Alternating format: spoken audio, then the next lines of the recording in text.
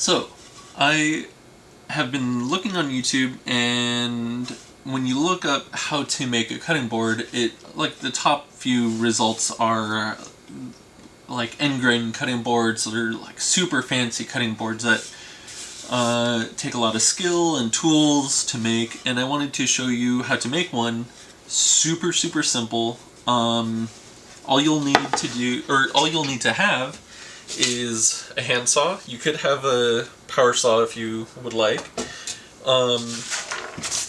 80 grit sandpaper, 220 sandpaper, and a pencil. And then optional, you kind of have to pick a type of finish. For this one, I went with a butcher block conditioner.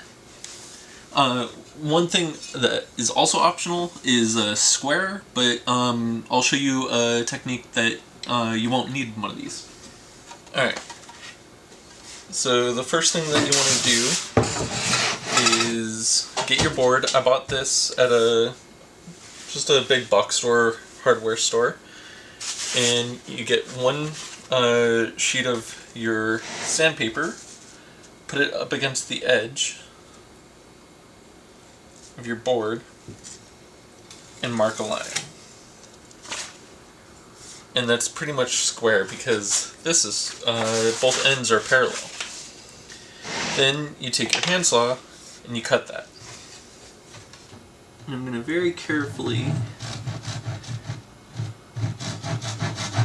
start cutting.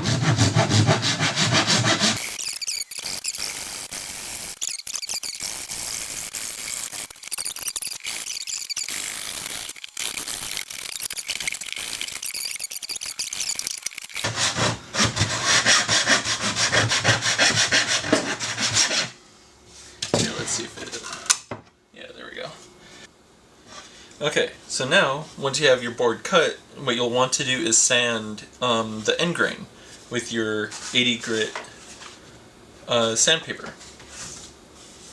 And what you'll want to do is just put it down on a flat surface, hold this upright, and then go back and forth.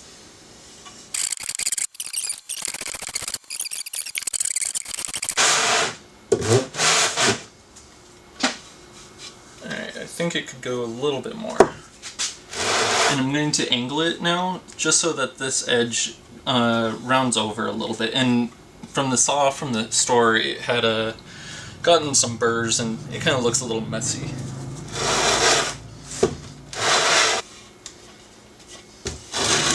I'm going to do that on all the corners now. Or, sorry, on all the edges, not the corners. And then the next step is you'll want to look at the wood. If you have any dents in it at all, you'll want to sand all that stuff out. Oftentimes the manufacturer there's some odd lines going across the grain. You'll want to sand that stuff out. And as a side note, what I do with sandpaper, if I'm not using the method where this is on a flat surface, if I'm holding it in my hand, what I like to do is fold it into quarters and then cut down one of the lines to the middle point. And what that allows you to do is to fold the sandpaper up so that the sandpaper isn't folded onto itself, which would make it so it would run out faster.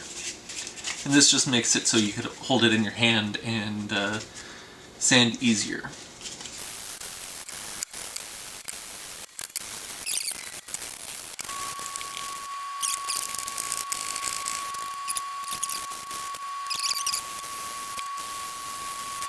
I hardly see those lines anymore. And the other side is good. Now I'm gonna dust it off. Sometimes just do this. The last step you'll want to do is add your finish. I'm going to go with butcher block oil, but you can use mineral oil, or this is a cutting board oil.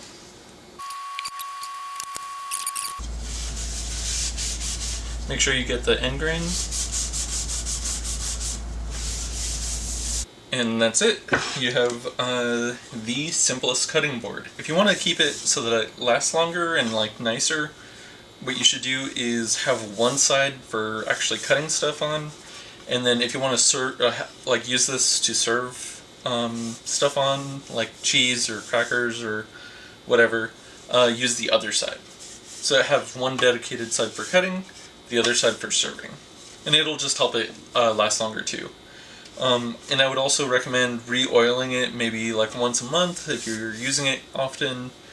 If you don't use it that often, maybe twice a month or three, it depends.